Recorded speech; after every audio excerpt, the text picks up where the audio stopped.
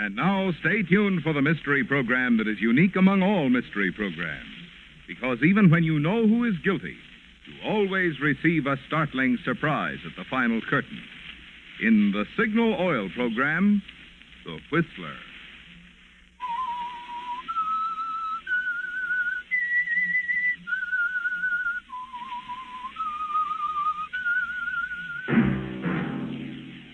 Signal, the famous Go Farther gasoline, invite you to sit back and enjoy another strange story by The Whistler.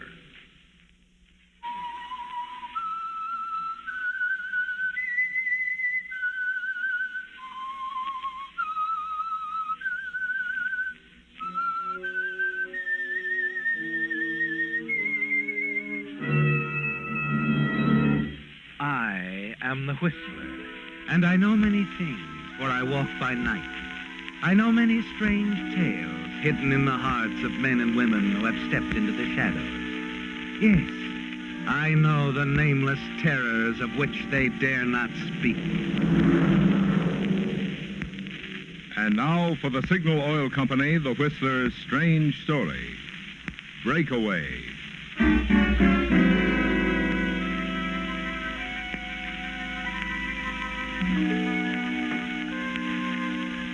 Walter Stone was a big man, presenting a formidable appearance.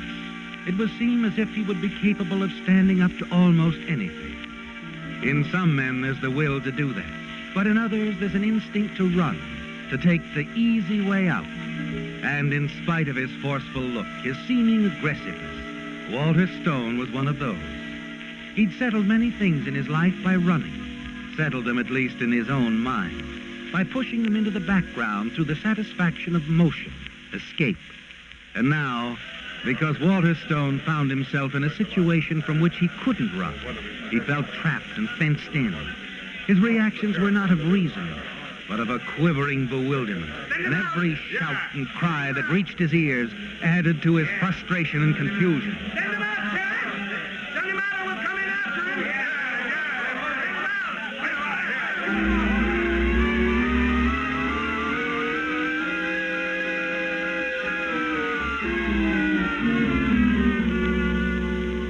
It was like an angry tide, rising, falling, the shouting and muttering of the crowd milling around outside the jail in Weatherby, Arizona. Inside there was fear and a desperation. The fear in the heart of Walter Stone, because the crowd wanted him. The desperation in the minds of the sheriff and his deputy, because they weren't certain they could prevent the crowd from taking him. And then the tide rose to a terrifying fever, a fury that somehow had to be resolved. Come on, let's get him! We'll teach him to hit and run. Smash the window! We better do something, Sheriff. They're not giving up. Yeah, I see. Better get over to the prisoner. See what we can do.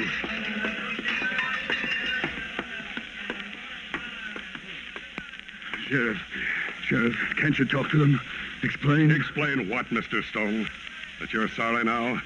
Sorry you ran down and killed one of the most beloved citizens, old Fred Weatherby? I couldn't help it.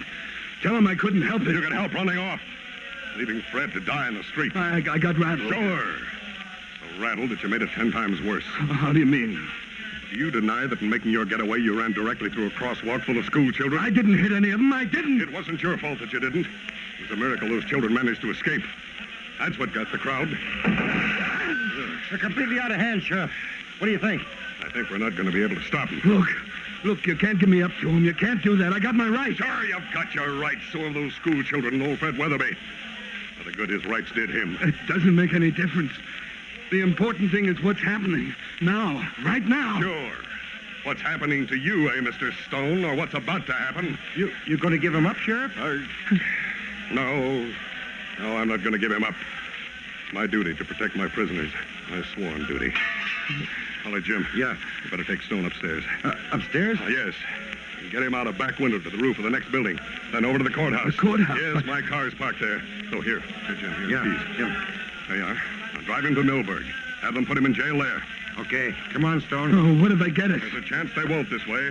Otherwise, I can't guarantee anything. Well, sure, I'm right with you. All right, up these stairs. And remember, stick close. Sheriff. Yes? Can you call ahead to Millburg, tell them we're coming? No. The mob cut the phone wires. If they hadn't, I'd have some state troopers down here. All right, go on, Jim. We just have to take a chance all the way around.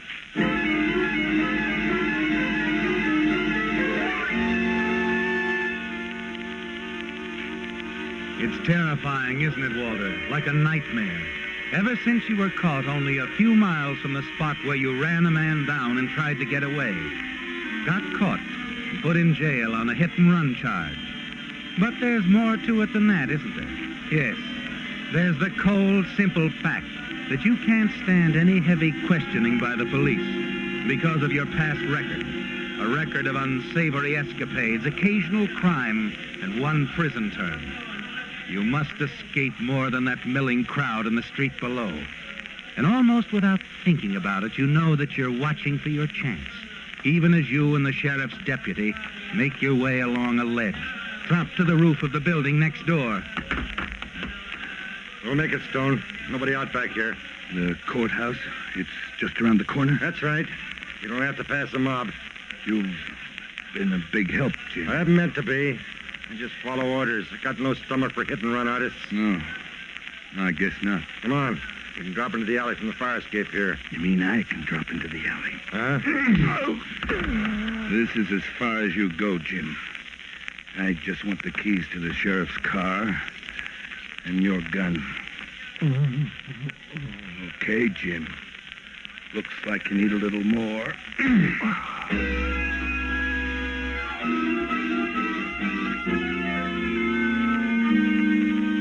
You're certain the deputy won't revive for a while, aren't you, Walter? Quite a while. And not without medical attention.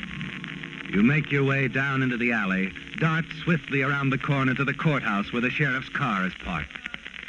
But there's a girl standing there, waiting for someone. You wonder what to do and decide very suddenly. Yeah, get in the car. What? Get in, I said. Oh, no, you don't. I'm not yelling for anybody. Now get in or I'll drag you in. Nobody's telling the sheriff I drove off alone, sister, not even you. So you're going to ride for a few miles. Come on. That's better. Yeah, not bad. Not bad at all. The sheriff's car, nobody will stop it. You just keep quiet, sister, and everything will be all right for both of us.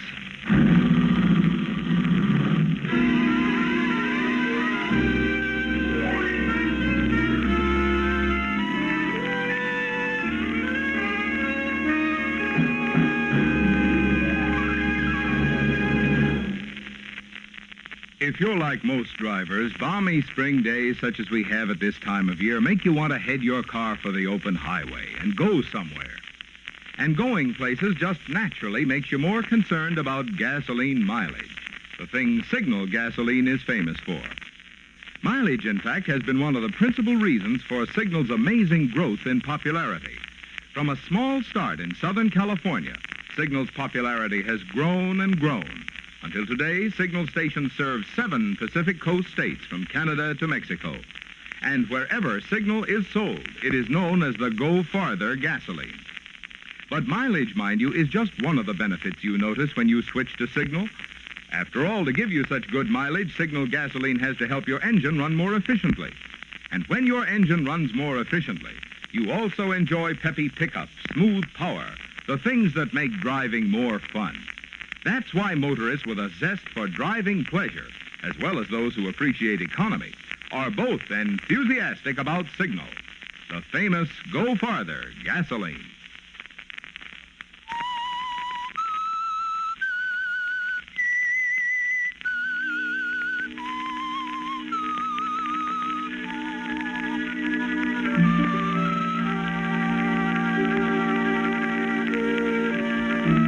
The pressure has eased momentarily, hasn't it, Walter?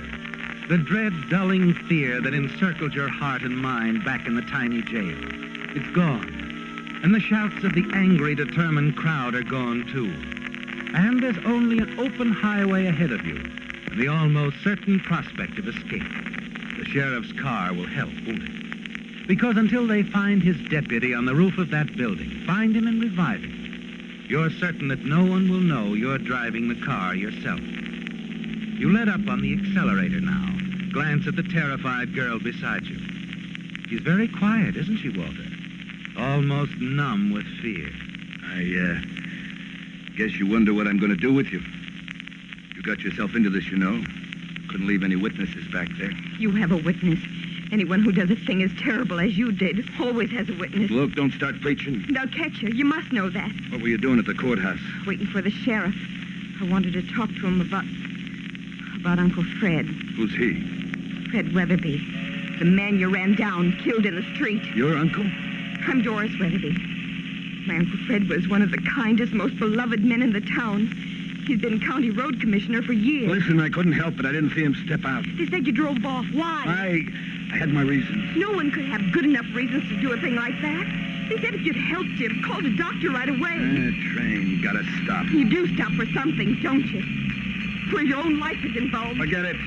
I feel sorry for you in a way, Mr. Stone. Such a big man, in appearance, I mean. But so small, so very, very small inside. Forget it, I said. Stop talking like that. All right, Mr. Stone, because you really might hit me instead of running. Mr. Stone, look. Huh? Over there, police. Police, where? Here. What are you doing? Come back here. Why, you little fool.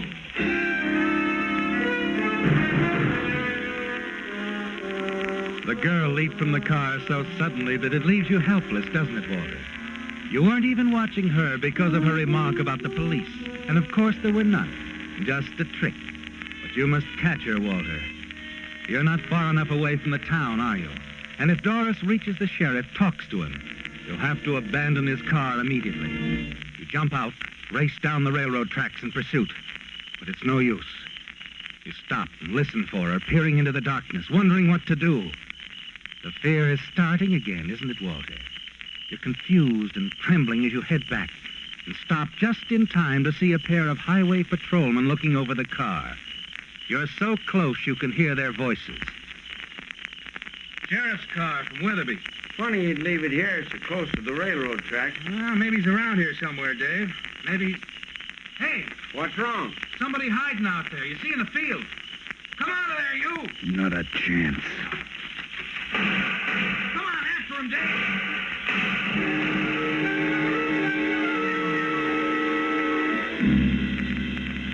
You cut across the field, running a zigzag course, the shots of the highway patrolmen whistling over your head. And then you can hear them coming after you. You wonder if you can go on, don't you, Walter? If perhaps you shouldn't give up. But somehow you don't.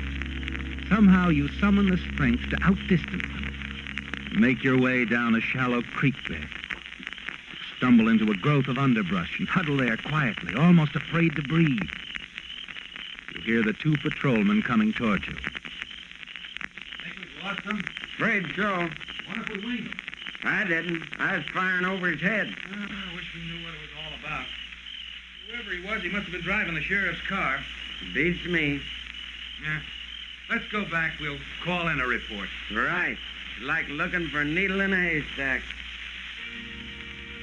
It was close, wasn't it, Walter? And you wonder what you're going to do now. For one thing, you remain hidden for at least another 20 minutes. Finally move out of the creek. And then through the trees, you catch sight of a light in a farmhouse. Cautiously make your way up to the front door.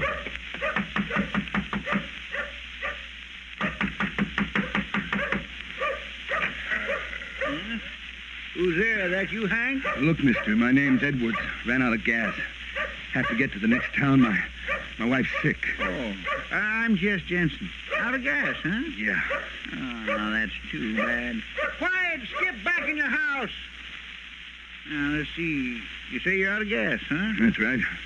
Well, I got a drum of gasoline out in the garage. I'll fill up a can for you, young fella. Yes, I can do that. You, have a car? Yeah. Oh, you mean you'd like me to drive you back to yours? Yeah. Well, I can do that. Yes, I can do that. Wait here, young fella. I'll go get the keys. Yeah, thanks. Thanks a lot. It's a break, isn't it, Walter? Finding a man as cooperative as Jess Jensen. Your hand tightens around the gun you hold in your coat pocket. But you don't want any noise, do you? Awaken the others in the house. So you wait for him to come down and follow him out to the garage. You decide to maneuver into position, get behind him, and bring the gun butt down on his head hard. You're sure it will be as simple as that. Then you can get away in his car. You watch for an opening.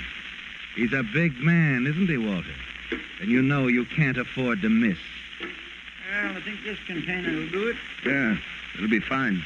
Enough gas to get you to the next town. There's a couple stations there. Okay. How about a hand? Here, hold it while I tip the drum over. Well, here, take it. Yeah. You new around these parts? No, just traveling through. Okay, here we go. Move over a little, huh? Yeah, sure. Hold that can up a bit. That's it. Easy now, easy she goes. Oh, that does it.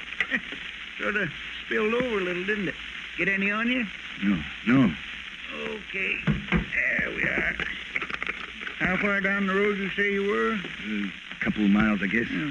Well, I'll be with you in a second as soon as I mop this gas up. I don't like to leave it like that. It's the opportunity you've been waiting for, isn't it, Walter? You watch him as he picks up a rag, and he kneels, his back to you. You move slowly toward him. Then as you bring the gun out of your pocket... Drop it, Mr. Stone. What? Drop it, I said. Hey, what's going on here? What's the idea? The idea, Mr. Jensen, is you're about to help an escaped prisoner. Escaped prisoner? What? Hey, that's my gun you got there. That's right. I was just coming into your yard when I saw the two of you leaving the house.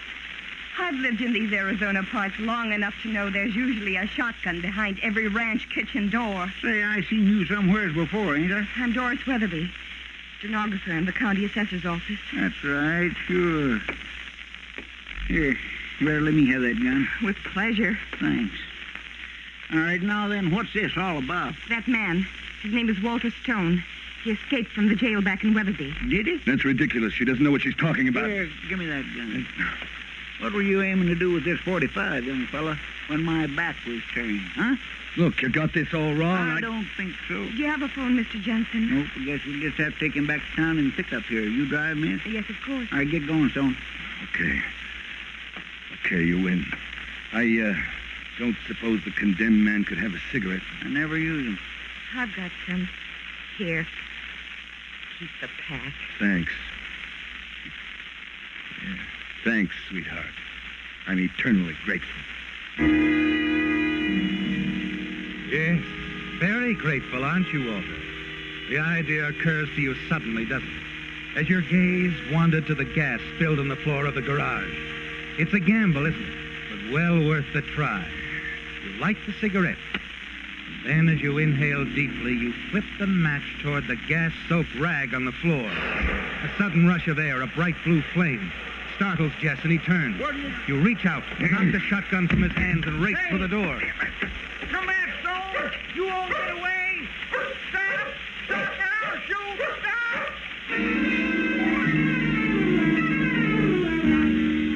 But you know that Jess isn't going to shoot right away, don't you, Walter? With your gun and his lying on the floor and the fire rising rapidly. Over your shoulder, you can see Doris helping him try to battle the flames. And then you lose sight of them through the trees.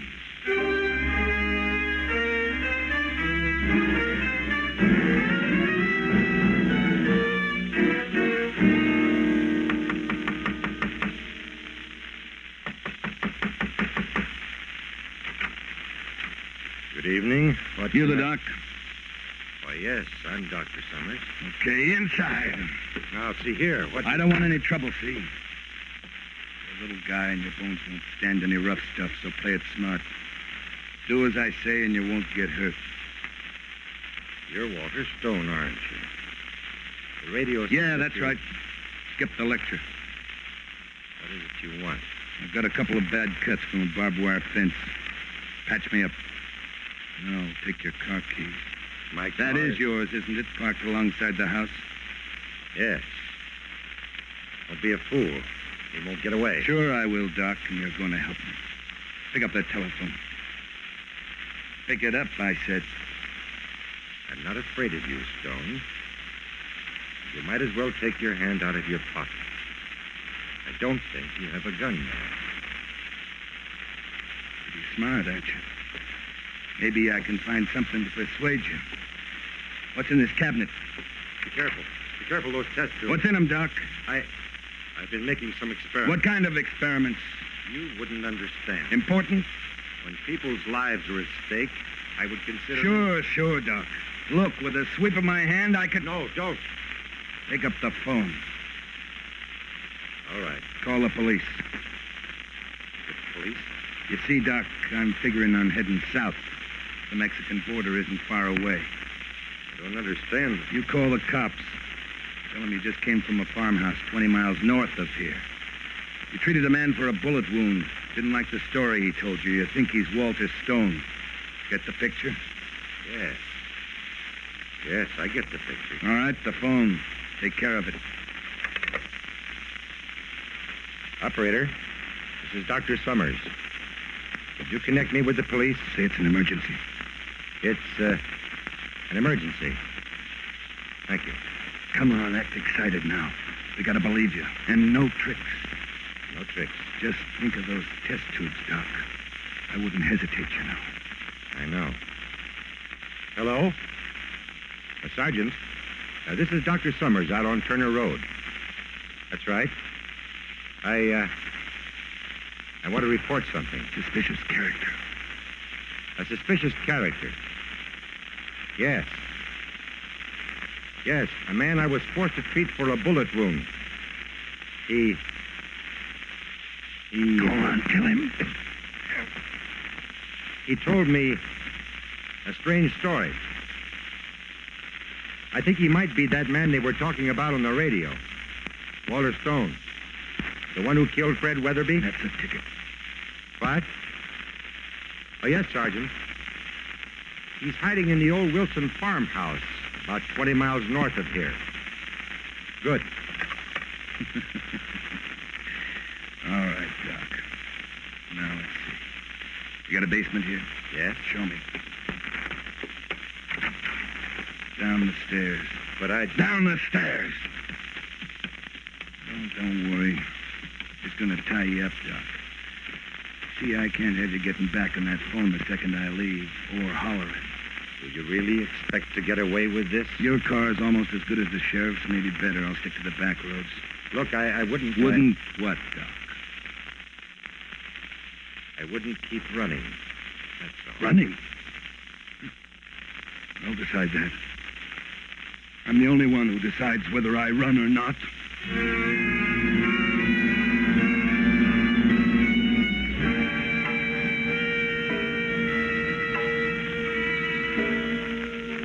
As you leave Dr. Summers bound and gagged in the basement of his home, it doesn't seem possible that only a few hours have passed since you heard the angry crowd outside the jail, following your arrest for running down and then leaving old Fred Weatherby.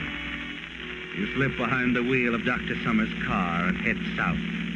The road to Mexico is open. You're certain of that, aren't you, Walter? Yes, because you know at this moment the police cars in the area are converging on a farmhouse 20 miles to the north. A few minutes after you leave the doctor's house, you turn off the main highway into a side road. Presently, pull up at a gas station. Evening, sir. Store up? Yeah, might as well. Almost empty. Good thing you stopped. There isn't another station between here and the border. How far is it to the border? Oh, about 30 miles. Let you take the shortcut. Oh? Yeah, knocks off about 5 miles. Huh. Cops again. They sure been busy tonight. Looking for somebody, I guess. Seem to be in an awful hurry. Heading north. You did say fill her up, didn't you? Yeah, that's right. Good thing, too, that you got here when you did. I was just about ready to close up and go home. Yeah. I guess I'm pretty lucky, huh? That you are, mister. That you are.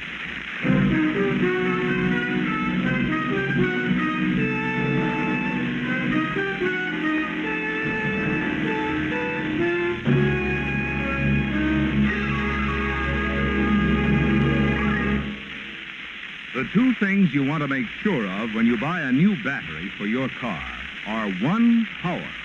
Plenty of power for quick starting, plus the many electrical needs of your car.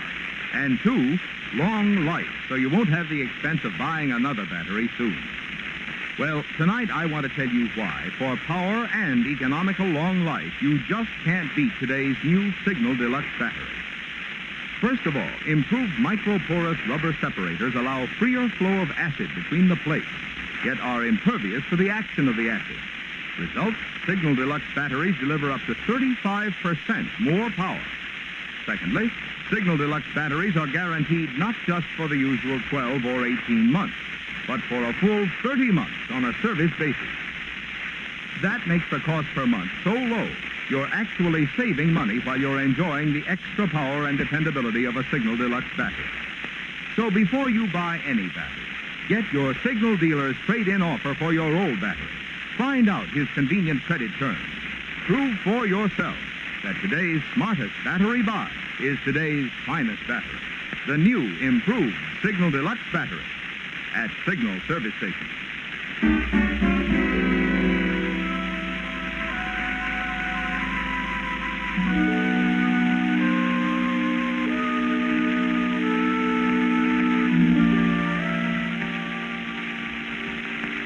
In the glare of the spotlights from the ambulance and police cars on the road above, the sheriff made his way down the steep embankment to the wrecked auto in the ravine.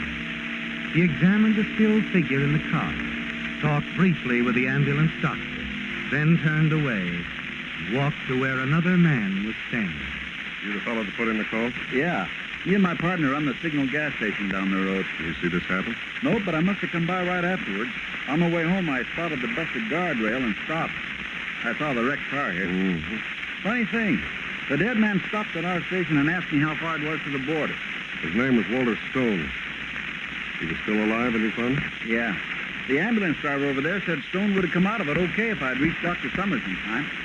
Couldn't get it? Nope, I phoned him, but he didn't get any answer. Guess he must have been tied up somewhere, huh? Well, it isn't hard to figure out how this happened. The road being the shape it's in. Stone must have been going along at a good clip. Smacked into the rocks and dirt up there. If I'd known the landslide hadn't been cleared off, I could have warned him. I saw the landslide pileup early this afternoon, called the road commissioner's office. They said they'd send a crew out. The road commissioner. Who'd you talk to? Why, Fred Weatherby, of course. He's the county road commissioner. You haven't heard about Fred, then? What do you mean? I guess you never got to tell that road crew to come out here. You see, old Fred Weatherby was killed in town this afternoon. Hit-and-run driver. This dead man here in the car, Walter Stone, is the man that hit him.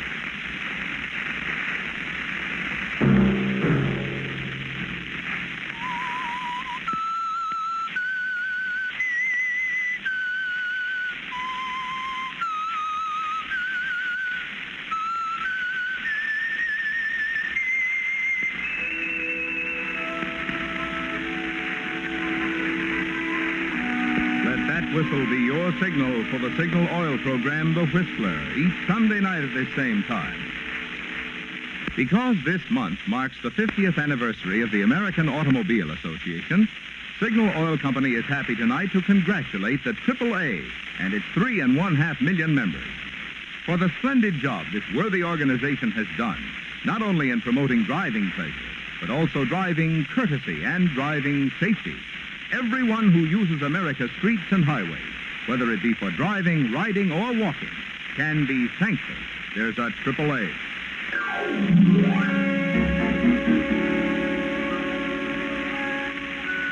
Featured in tonight's story were Bill Foreman as the Whistler, Raymond Burr, Elizabeth Root, Bill Boucher, Harley Bear, Britt Wood, and Herbert Litton. The Whistler was produced and directed by George W. Allen, with story by Adrian John Doe, music by Wilbur Hatch, and was transmitted overseas by the Armed Forces Radio Service. The Whistler is entirely fictional, and all characters portrayed on The Whistler are also fictional. Any similarity of names or resemblance to persons living or dead is purely coincidental. Remember to tune in at this same time next Sunday, when the Signal Oil Company will bring you another strange story by The Whistler. Marvin Miller speaking for the Signal Oil Company. Stay tuned now for our Miss Brooks, starring Eve Arden, which follows immediately over most of these stations. This is the CBS Radio Network.